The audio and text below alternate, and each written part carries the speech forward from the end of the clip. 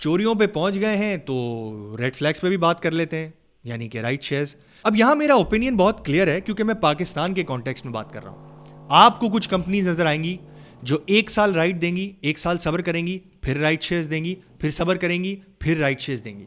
But ये समझिए right shares होते क्या हैं, फिर आप ये पूरी स्टोरी को कनेक्ट कर पाएंगे। राइट शेयर्स इसेंशियली कंपनी आपको अनाउंस करती है कि अगर आपको मेरे शेयर्स, यानी मैं कंपनी हूं, मेरे शेयर्स मार्केट से सस्ते में चाहिए तो ये है आपका राइट। आप चाहें तो इसको एक्सरसाइज करें, आप चाहें तो इसको एक्सरसाइज ना करें। लेट्स से आप सोचते हैं यार ये कंपनी बहुत अच्छी है और ये मार्केट के हालात बहुत बुरे हैं इसलिए इसकी प्राइस नीचे आई है, मैं एक्सरसाइज करता हूं। एग्जाम्पल सेट करते हैं, 100 रुपए की कंपनी थी, उसने कहा मैं 10% राइट दे रहा हूं, आपको 50 रुपए पे राइट दूंगा मैं, यानी कि 10 रुपए बुक वैल्यू और 40 रुपए का प्रीमियम। आपके पास 100 शेयर थे, आपको 10 शेयर राइट मिल गए। 10 into 50, what ever that amount is, 5,000 I think, आपको कंपनी को पे ऑर्डर के थ्रू डिपॉजिट करना है। बट ये कंपनी कर क्यों रही है और आपको सस्ता क्यों दे रही है? भाई रूल है, रूल ये है कि अगर आपके शेयर होल्डर्स हैं, आपको नए शेयर इशू करने हैं तो पहला राइट आपके शेयर होल्डर्स का है और इसीलिए कंपनी अपने एग्जिस्टिंग शेयर होल्डर्स को राइट शेयर इशू करती है। बट ये करती क्यों है? ये करती इसलिए है क्योंकि कंपनी को ग्रो करने के लिए पैसा चाहिए। अब ये कब हो रहा होगा? ये तभी हो रहा होगा जब कंपनी ने डिविडेंड नहीं दिया होगा, तो डिविडेंड से कट गई। बोनस कंपनी ने सोचा होगा मुझे देने की जरूरत नहीं है, यहां से उसने काट दिया। बट कंपनी ने सोचा भाई जितना मैंने इस साल के अंदर कैश कमाया, मुझे उससे ज्यादा पैसा चाहिए ग्रो करने के लिए, तो मैं एक काम करता हूं, नए पैसे शेयर होल्डर से ले लेता हूं। डिविडेंड आपको मिला, बोनस आपको मिला, राइट शेयर्स आपसे इंक्रीमेंटल पैसे के थ्रू ले लिया गया। आप समझ रहे? अनाउंस कंपनी कर रही है बट पैसे देने के लिए नहीं, पैसे लेने के लिए। सो प्रॉब्लम कहां आती है? प्रॉब्लम यहां आती है कि कुछ कंपनीज तो राइट का बहुत अच्छे तरीके से इस्तेमाल करती हैं, यानी पैसे की जरूरत पड़ी और कंपनी ने राइट शेयर्स इशू कर दिए। डीजी खान ने राइट इशू किया है, मेपल लीफ ने राइट इशू किया है, पहले आई थिंक लकी ने भी राइट इशू किया था, बेस्टवे ने आई थिंक राइट इशू किया है। बहुत सारे अच्छे स्टॉक्स हैं जिन्होंने राइट इशू किया है। बट जहां अच्छे स्टॉक्स हैं जिन्होंने राइट इशू किया है, वहां पे कचरे भी हैं। और कैसे पता चलता है वो कचरे हैं? उन्होंने एक बार राइट इशू किया, कंपनी की अर्निंग्स में कोई ग्रोथ नहीं आई। दूसरी बार राइट इशू किया, कंपनी की अर्निंग्स में कोई ग्रोथ नहीं आई। फिर 1 साल छोड़ के वापस राइट इशू किया, तब भी कंपनी की अर्निंग्स में कोई ग्रोथ नहीं आई। इनको मैं कहता हूं कैश हॉगर्स। ये देने के लिए लिस्टेड नहीं है, ये लेने के लिए लिस्टेड है, and that is the problem. कुछ कंपनीज आपको नजर आएंगी जो back to back to back right issue करेंगी। अब मैं इसको कहता हूं रेड फ्लैग। क्यों यार? ऐसे कैसे हो सकता है कि आपको ये नहीं पता है कि आपको कितने पैसे चाहिए होंगे और आप कमा ही नहीं रहे उतने पैसे और इंक्रीमेंटल एक्सपेंशन करते जा रहे हैं। मतलब टेम्परेरीली आपको राइट शेयर की जरूरत पड़ सकती है, 5 साल में एक बार, 10 साल में एक बार। I completely agree with you. भाई मुझे पता है कि महीने के एंड में मुझे कितने पैसे चाहिए, तो आपको नहीं पता है साल के एंड में इतने बड़े बड़े चार्टर्ड अकाउंटेंट्स आपने बिठाए हुए हैं, क्या वो आप कैश जमा नहीं कर सकते थे? उतना पैसा कमा नहीं सकते थे? और अगर आप कमा ही नहीं रहे पैसे, हमसे क्यों उम्मीद कर रहे हैं कि हम आपको पैसे देते चले जाएंगे? देयर इज अ रीजन कि आपके शेयर 10, 12, 15 रुपए के आसपास घूमते रहते हैं, क्योंकि आपने मजाक समझा हुआ है स्टॉक मार्केट को। आपको लगता है कि शेयर मार्केट में लिस्टिंग करा दो और उसके बाद बैक टू बैक राइट्स देते चले जाओ और शेयर होल्डर्स को बेवकूफ बनाते चले जाओ। सॉरी बट हमें समझ में आ गया है और अब हम कोशिश कर रहे हैं कि आपकी कंपनी में इन्वेस्ट ही ना करें। सो आपके लिए as a viewer red flag क्या है? अगर एक कंपनी अर्निंग्स ग्रो नहीं कर रही है, हर साल हर 2 साल में राइट दे रही है और हर 2 साल में एक नया प्रोजेक्ट लेके आ रही है कि पहले मुझे मोची की दुकान बनानी थी, अब मैंने सोचा है कि मैं एम्प्यूल्स लगाऊंगा, फिर मैं सोचता हूं केचप का प्लांट लगा लूं। बेवकूफ बना रहे हैं। दूर रहें, इस चीज से खास तौर पे दूर रहें। अब आखिरी चीज, बायबैक्स। पाकिस्तान में 2-3 साल पहले शुरू हुआ है, पूरी दुनिया में सालों से होता है। I was looking at a data जहां पे लिखा हुआ था कि आई थिंक साल पहले या 2 साल पहले यूएस की मार्केट्स के अंदर जितने आईपीओज नहीं हुए थे उतना बायबैक हुआ। आईपीओज का मतलब क्या है? नई लिस्टिंग, आपसे पैसा गया। बायबैक का मतलब क्या है? जो एग्जिस्टिंग लिस्टेड शेयर्स थे उन्होंने अपने शेयर्स को बाय कर लिया वापस। पहले बायबैक समझाता हूं, फिर मैं आपको समझाता हूं क्यों मेरे लिहाज से यह सबसे बेहतरीन तरीका है for long term share holder. और ये एक्सप्लेन करने के लिए जो मैंने 3 प्रिंसिपल्स डिविडेंड में बताए थे वहीं मैं रेफर करता हूं। लेट्स से साल एंड हुआ और एक कंपनी ने 1 अरब रुपए कमा लिए, ठीक है। अब कंपनी का बोर्ड बैठा है और कंपनी डिसाइड कर रही है कि इस पैसे का क्या करना है। पहले वो सोचते हैं कि क्या मुझे एक्सपेंशन करनी है। वो कहते हैं नहीं यार, एक्सपेंशन करने की जरूरत नहीं है। सीमेंट कंपनी है फॉर एग्जाम्पल, हमारे पास वैसे ही 50% यूटिलाइजेशन पे हम लोग चल रहे हैं, अब हमें नहीं लगता कि हमें 5-7 साल तक एक्सपेंशन की कोई ज़रूरत पड़ेगी। क्या बुरे टाइम के लिए पैसे रखने?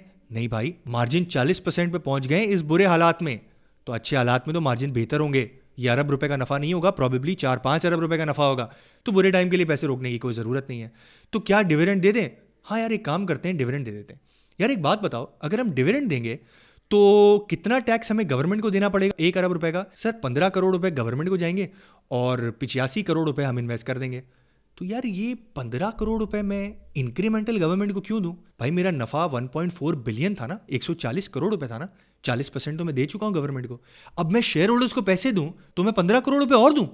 यार कोई तरीका सोचो कि ये पैसे शेयर होल्डर को मिल भी जाए और हमें टैक्स भी नहीं देना पड़े। सर क्यों ना हम लोग बायबैक कर लें? सर बायबैक में हम लोग करते ये हैं, हम अनाउंस करेंगे स्टॉक मार्केट के अंदर कि हमें एक्स अमाउंट ऑफ रुपए या x number of shares buyback करने अगले 3, 6, 8 महीने के अंदर। और फिर क्या करेंगे हम लोग? और फिर सर हम आहिस्ता आहिस्ता ये शेयर्स मार्केट से बाय करते चले जाएंगे। अच्छा, तो शेयर हमारे पास आ जाएंगे, फिर हम इस शेयर्स का क्या करेंगे? सर हम इन शेयर्स को कैंसिल करा देंगे। कैंसिल करा देंगे मतलब सर हम ये शेयर्स माइनस कर देंगे, यानी कि पहले अगर हमारे 100 शेयर थे, हमने 10 शेयर मार्केट से ले लिया, तो हम इसको कैंसिल कर देंगे, अब हमारे 90 शेयर्स हो जाएंगे। ओके, तो शेयर होल्डर्स का बेनिफिट क्या होगा? सर जब हम 85 करोड़ रुपए का माल बाजार में लेने के लिए आएंगे तो आई अज्यूम थोड़े बहुत तो शेयर की प्राइस ऊपर आएगी। हाँ, बट यार ये वो सेम नहीं है जैसे डिविडेंड मिलता है जो कि एंड में जेब में आके क्रेडिट हो जाता है। सर लेकिन अगर कोई लॉन्ग टर्म शेयर होल्डर है तो जब नंबर ऑफ शेयर्स कम होंगे तो ईपीएस बढ़ जाएगी, तो शेयर की प्राइस खुद ही बढ़ जानी चाहिए। बात तो तुम सही कर रहे हो। ये थॉट प्रोसेस होता है बायबैक का। एक और रीजन से मैं आपको समझाता हूं बायबैक क्यों बेहतरीन है। Let's go to the board room again और दूसरे एंगल से इसी चीज को समझते हैं। भाई अब ये 100 करोड़ रुपए जो हमने कमाए हैं उसका क्या करें? सर मैं आपको एक और एंगल देता हूं। अगर मैं बाजार से नया सीमेंट प्लांट, जितना मैंने आज सीमेंट प्लांट लगाया हुआ है, वो मैं नया सीमेंट प्लांट खरीदने के लिए जाऊं तो मुझे 50 अरब रुपए लगेंगे।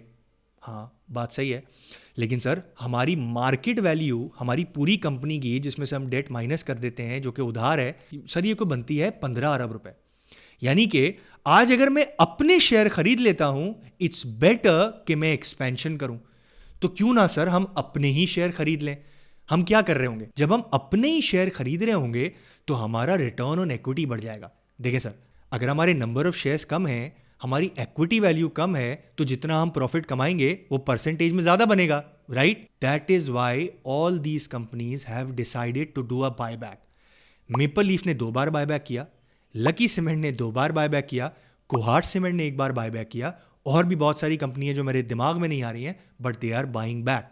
This is the most efficient way to give money back to the share holders. आपको लगता है कि ये अजीब सी बात है?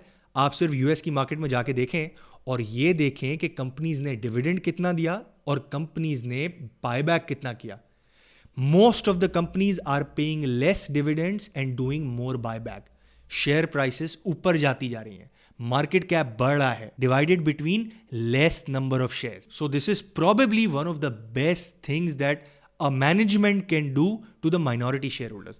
बट आपके लिए नहीं है ये अगर आप डिविडेंड इन्वेस्टर हैं। अगर आपको हर क्वार्टर में डिविडेंड चाहिए ताकि आप पैसे खर्च कर सकें, आपके लिए नहीं है। अगर एक कंपनी डिसाइड करती है कि मैं बायबैक कर रही हूं, तो ऐसा भी हो सकता है कि शेयर प्राइस ऊपर ना जाए। बुरे टाइम के अंदर बायबैक कंप्लीटली इग्नोर हो जाता है।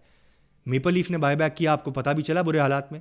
लकी ने बायबैक किया, पहला बायबैक, बुरे हालात में आपको पता भी चला? नहीं पता चला, क्योंकि बुरे हालात के अंदर लोग शेयर्स बेच के चले जाते हैं। अच्छे हालात के अंदर इन बायबैक स्टॉक्स की परफॉर्मेंस बहुत बेहतर होती है। So buyback looks to be the most efficient way of paying money to the share holders. I know बहुत सारे लोगों को डिविडेंड के बारे में और एक्सप्लेनेशन चाहिए होगी, और ये जो मेरी वीडियो है इसके अंदर आपको क्लियर कट डिविडेंड स्टॉक के बारे में एक्सप्लेनेशन मिल जाएगी। By the way, this is part of the full course. So ये वीडियो देखने के बाद keep going down, extremely informative free course है आप लोगों के लिए, so that if you are starting out, you don't have to pay anyone and you are capable enough to understand कि stocks लेने कैसे हैं।